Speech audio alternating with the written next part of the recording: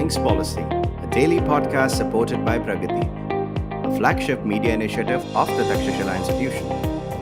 We're a bunch of policy nerds based in Bengaluru, and we like to bring a fresh perspective to Indian affairs and an Indian perspective to global affairs. So grab a cup of coffee, sit back, and join us for today's chat. Welcome to All Things Policy. I'm Aditya and I'm joined today by Pranav, and we're going to talk space stations. And I'm really glad we're finally getting to do this episode of All Things Policy because one, Pranav has really published this discussion document on space stations and India's options and how India can potentially collaborate with other countries on human spaceflight and on space stations specifically. And there's nothing like this document out there. It's unique and it's super interesting. And I definitely would suggest you check it out, even if you're not particularly interested in spaceflight, because it really provides you a fresh perspective on technology cooperation. The second reason I'm really thrilled is because ever since we broached this subject a few months back, Pranav has been talking nonstop in the office about it. And hopefully we can get all this off his chest this episode ready. He won't bother the rest of us with his theories about space stations. But anyway, welcome to All Things Policy, Pranav. Thank you, Aditya. Thank you for allowing me to talk about space stations to a broader audience other than the few of us in the office. Yeah, this is thrilling. But so, Pranav, the first thing that people are going to ask when we talk about space stations is why on earth are there space stations? Why on earth are there people on this big thing called the International Space Station, 400 kilometers above sea level? What on earth are they doing there? I mean, do we really get a bang for our buck by just putting a bunch of people in a few metal tubes in low Earth orbit? That's a very interesting question. And when I started thinking about India's human spaceflight program and space stations, the first thing I started looking at is the history of why presidents and premiers went about building space stations, right? So I started looking at the US decision-making history and the Soviet decision-making history. The Soviet Union was the first country to put up a space station, the Salyut.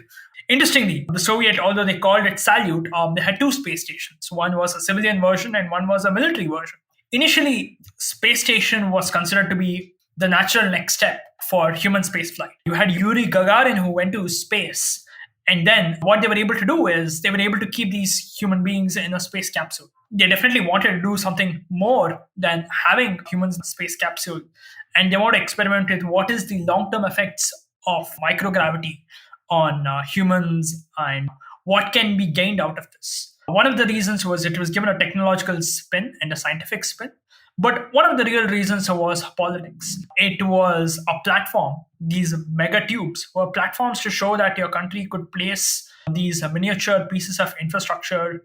Well, not exactly miniature, but what it's a miniature in terms of what can be built on Earth. These pieces of infrastructure in space. So the products were primarily political. They were driven by the Cold War politics of competition. But there were also other things, other motivations initially, like understanding what would be the effects on humans. What are the experiments that can be carried out in microgravity that cannot be carried out on Earth? And slowly this began to evolve.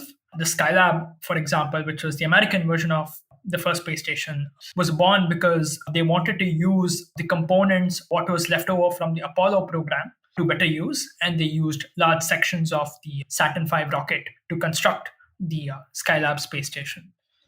Then finally, we got the Russian second edition of the Space Station Mir. Space Station Mir was more interesting because it was the first truly modular space station where they had three modules.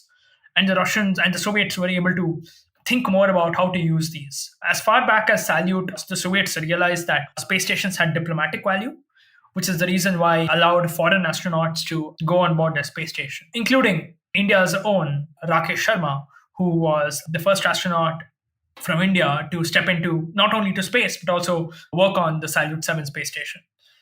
And finally, the International Space Station was born because the United States wanted to prevent its ally, the European Union and the European Space Agency, from building its own space station. They believed that the purpose would be served much better if the Europeans and the Japanese collaborated. Reagan thought this was one way of reducing the cost on the American space station itself and making sure that America and its allies were a part of the American-led space initiative rather than have separate space initiatives which would be competing with whatever the Americans were doing. And finally, because Space Station Freedom, which was the earlier iteration of the ISS, took so long, the Cold War had ended and Russian space program was ailing, it was very weak, and it became a very political tool by bringing them as a partner on the ISS to ensure that the Russian space program had enough money to sustain itself and to make sure that the scientists had something to do instead of all these rocket scientists and space scientists going to a country like North Korea or Iran and providing their services. So, in my paper, I essentially write that space stations are products of politics, which are wrapped in the narrative of scientific and technological benefits. I'm not trying to say that space stations have absolutely no use for science or technology. They do. They definitely provide a lot of things that cannot be done back on Earth. But whether it's really cost effective to conduct the science by spending millions and even billions of dollars for whatever is retrieved is questionable at best. Yeah, I think Pranav, you're absolutely right on that. I don't think it's lost on anyone that one of the big attractions of space stations for governments is totemic. It's because of the political and diplomatic value that it signals. You know, you talked about the ISS, right? I mean, the ISS is so emblematic of that period of the US trying to draw Russia into a cooperative framework, in which, of course, the US remains the senior partner. And the ISS did function very effectively as a multinational sort of entity, where you could sustain the illusion perhaps that you were leaving earthly politics behind. But of course, that really isn't the case. As you've pointed out, space stations are deeply tied to political imperatives, which brings us to your paper and the present. Your paper is looking at potential for collaboration between the Quad states, these 4 states. And this is, of course, fairly new entity that is whose existence is really driven by contemporary politics. Why did you select the Quad specifically? So I selected Quad because I looked at India's traditional space partner, Russia, and given the state of affairs in Russia's space program, I realized that India has not done much with Russia in the past decade. India was supposed to partner with Russia on the Chandrayaan 2, and Russia failed to deliver a rover, which not only set back India's program, but also sort of propelled India to build most of the rover itself while borrowing parts from the US and Japan.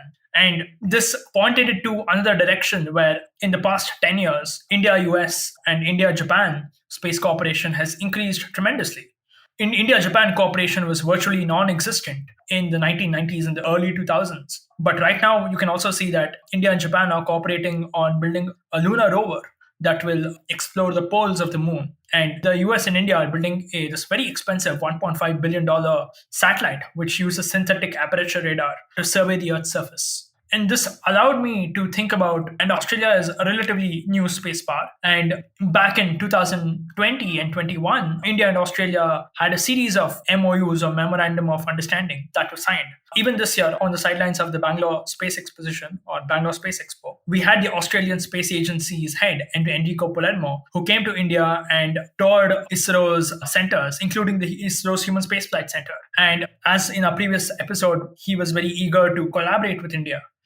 And this showed me that India's cooperation with the Quad countries has improved tremendously, that there is a potential to increase the level of cooperation from small and medium scale space projects to larger scale space projects like a space station, which is the reason why I chose this sample. This is not to say that Quad is an entity, but Quad because the 4 countries represent a sample of how they can collaborate and not essentially as a partnership. Okay, well taken. Now you've made the case for studying, the potential for collaboration on space stations specifically between these Quad states. Can you tell us, how space cooperation works? Because, this is obviously not something completely random. Besides the political imperative, there has to be some specific reasons why states cooperate and how they cooperate, right? So, for example, with the International Space Station, each state brings something very specific to the table, and not all states are equal contributors. So you've developed a framework on this. Can you walk us through this and tell us how you see space cooperation work? So the reason why I constructed a new framework entirely was because all the other academic frameworks that exist don't really tell us how cooperation can happen on larger scale projects like a space station. So I wanted to really understand what are the conditions, and I came up with 3 parameters. The first is space policy priorities. Now, this was not a big consideration during the Cold War because almost all countries had their space priorities set in geocentric orbits around the Earth, right? The US had a moon program, but the moon program was quickly abandoned within a few years because of the cost overruns and unsustainability. So the Americans went back to exploring the Earth orbits, and Japan, the European Space Agency, and Canada, and including Russia, were all countries that wanted to increase the number of assets in space and wanted to do a lot of things. So the first is space policy priorities. In the present context, countries have two kinds of space priorities. That is beyond Earth orbits, where they want to have space programs that are dedicated to going to the moon and Mars and probably beyond, and geocentric orbits, for example, powers like India and Australia, and to some extent Japan, which still want to continue developing their space presence in low Earth orbit and geocentric orbits. The second is what I call technological capabilities. Tech capabilities are self-explanatory. I divide them into three categories. You have countries which have advanced space capabilities, like the US, who already have a lot of experience in developing space stations and heavy lift rocket technology. So I categorize them as advanced. Then I call countries that have sufficient levels of heavy lift capability and to some extent human spaceflight capability. I call them as competitive capabilities. In this category, you would have China, India, and Japan, who fall into competitive capabilities. Now, competitive means that it's not that all countries have equal capabilities, but they are comparable in scale. And then finally, I call the final category as mission support. And mission support basically means that these countries that are spacefaring countries for all intended purposes, but they don't have their own launch capability. They mostly provide equipment and components that enhance the capabilities of competitive countries and advanced countries. A clear example of this is Canada. Canada has consistently been providing robotic components. Canadarm1 for the space shuttle and Canadarm2 for the International Space Station. And now a third version of the Canadarm for the Lunar Gateway, which happens to be a small space station that would orbit around the moon. And I categorize this. And finally, think about the degree of space cooperation that countries have. By studying the history of space station decision-making and cooperation, I realized that any country that wants to cooperate on a large-scale project like a space station needs to have some form of past cooperation, right? So that these space agencies and scientists understand how each other's organizations work, understand how each of these communities think, and they interact, they learn from each other, and only then can they scale up their cooperation. So in the case of India, Japan, and the US, all three countries have bilateral cooperation, which have moved from a state of low cooperation to a scale of medium cooperation. This allows them, therefore, in the future, to scale their cooperation to a higher degree, such as what the US and Japan has done in the past. And using these three parameters, I come up with 4 categories of cooperation. Countries with similar technological capabilities and similar space priorities can form symmetric partnerships. Although we have not seen strictly symmetric partnerships, you can say that US and Russia are symmetric partners in reality, although on paper, the ISS project is led by the US. But US and Russia are symmetric partners because they bring similar capabilities. And I call asymmetric partnerships where you have, let's say, US and Canada. US and Canada can form asymmetric capabilities because US has more advanced technologies and Canada has less advanced technologies, but still can provide something to enhance a space station. And finally, I say there's no cooperation between countries. If they don't have a past history at all, or that space priorities are completely different, then the two or more countries cannot cooperate. I found that there's another category of cooperation that we can conceptualize, which I call commercial cooperation, where private companies, most of which are currently based in the US, would like to collaborate with other countries on space infrastructure projects. To some degree, we have already seen this. Italy's companies are cooperating with Axiom Space to build 2 modules of private space station or a commercial space station. This is where you have 2 commercial entities or a state entity and a commercial entity cooperating. This is very different. We have not seen this kind of cooperation in the past. And it is empirically possible that we witness such arrangements in the future. Right. Yeah. And I suspect that, part of your framework is definitely also going to apply to these commercial partnerships because, for example, the US's idea is actually for commercial players to take over the whole space station business, right? And build a so-called self-sustaining low Earth orbit economy. Now, we don't know how successful that's going to be, but I think what's relevant for us to look at immediately is, what are some of these specific opportunities that you might identify using this framework for India with the Quad? So how can India collaborate with Japan, with Australia, and with the United States? So let's first clear one thing off the table. Cooperation between all four countries, of all four Quad countries, is not possible because the US has, right now, as you mentioned, the US has left a low Earth orbit to commercial entities. And NASA, as the National Space Agency, is prioritizing all its efforts to go to the moon through the Artemis program, which we spoke about last week in our podcast. Because the space policy priorities of India and the US are so different, direct cooperation between India and US is not possible. However, I predict that the strongest possible collaborative potential is between India, Japan, and Australia.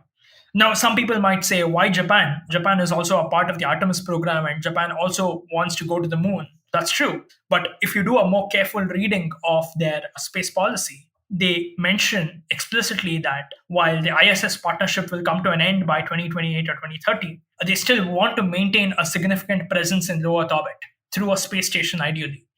And this is what allows for India and Japan to collaborate on a space station. Australia similarly has expressed its interest to be a part of the low Earth orbit economy. And they already have a domestic industry which is very good in communications and robotics and space radars and tracking, which is how Australia can be a minor partner or an asymmetric partner with India and Japan, who will be symmetric partners. So India, Japan, and Australia could possibly collaborate on building a space station by 2030 or beyond. Okay, that's cool. So then, can you just walk us also then through the opportunities for India specifically? How does India go about, if you step back from this, how does India go about the next steps after Gaganyaan, after India starts, putting people into space and figures out, okay, we can do this human space flight thing. What are India's options for maintaining a sustained presence of Indian citizens in space? Yeah. So before we sort of spoke about all this, we should have spoken about why space station for India. And that's because the Gaganyaan program, and Prime Minister Modi announced this in August 2018, it was envisioned as not something where India would just send astronauts. Early on, by 2019 and 2020, the then chairman of ISRO, Dr. K. Shivan, said that a space station project would be a continuity of the human spaceflight program. And he said that India space station would be built by 2030, and it would weigh around 15 to 20 tons, and it would be able to host about 2 astronauts for 15 to 20 days. Based on this description, it seems like India space station will be more like a space laboratory than a full-fledged space station. Now, having this small laboratory is not of much use. You can do a lot of things. You can do experiments. It is very popular politically to have an independent space station, but it does not give you much in terms of diplomacy, technology, or scientific benefits. You are replicating whatever other countries have already done, right? So one of the things that India should really do is think about what are the real scientific and technological and economic benefits that it can gain by continuing a human spaceflight program in a different way. That is, by collaborating with other countries on the space station. So, in the first and foremost, ISRO would have to create a roadmap and think realistically about how it can continue its human spaceflight program in the most cost-effective manner and the most economical and yet beneficial manner possible. That's one of the first things that ISRO should do to continue its human spaceflight program. Because if you simply say we're going to send astronauts and we'll think about what to do with them later, you're going to have a very, very unsustainable program. The second would entail supporting your domestic private industry. One of the many interesting things about countries that have space stations, including Japan. Japan has a small module for the International Space Station called Kibo. And Kibo was built by Mitsubishi Heavy Industries, which is a private industry, and it has a lot of experience in building such modules. And India must support its domestic industry and have its domestic industry, private industry, be a part of the human spaceflight program, so that you're not just importing components from other countries and calling it your own space station, but you're in fact having indigenous capabilities by supporting your local industry. That is one thing. It should be a whole of nation effort where it's not just a ISRO effort or a New Space India effort, but it's an effort by ISRO, New Space India Limited, and other private entities who can offer more innovative solutions. And finally, another way to think about this is India should start collaborating more with its partners. Right now, it's between low and medium capacity, but the more India starts talking to the Quad countries about cooperation in space, this deeper level of cooperation would someday lead to larger scale projects. And these are the areas where the Department of Space, the Government of India, and ISRO should focus on to really sustain its human spaceflight program. Absolutely, Pranav. The American decision to go with private space stations has really upended the whole, international model for space stations, right? And I think we're likely to see a lot of innovative new models rather painfully appear over the next couple of decades, for sustaining human presence in low Earth orbit. And, all of these options that you've talked about, international cooperation, encouraging the commercial sector, are all definitely going to be part of the answer for India. If India wants to put its nationals in orbit and wants to keep them there for some time and circulate them, all of that's going to happen. India just cannot go it alone. It cannot be simply something that the government does. And I think it's really great that you've come up with such a detailed research document that actually looks at India's options, looks at the state of the prospects for space stations in the near future, and some of the options that India has. And I hope this generates discussion, which it is intended to. We'll have a link to the discussion document in the show notes, and let us know what you think. And, Pranav, we will carry this forward. We will continue to talk about human presence in space and space exploration and strategic issues around space more generally. So thank you once again for this enlightening discussion. Yeah, thank you, Aditya. Thank you for giving me this opportunity to talk about space stations, a topic that's been very close to my heart for the past 3 months. Absolutely, evidently. Okay, and thank you all for joining us in All Things Policy.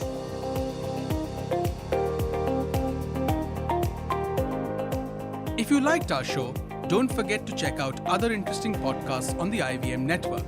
You can tune into them on the IVM Podcast app, ivmpodcast.com, or wherever you listen to your podcasts. You can also follow IVM on social media. The handle is @IVM Podcasts on Twitter, Facebook, and Instagram.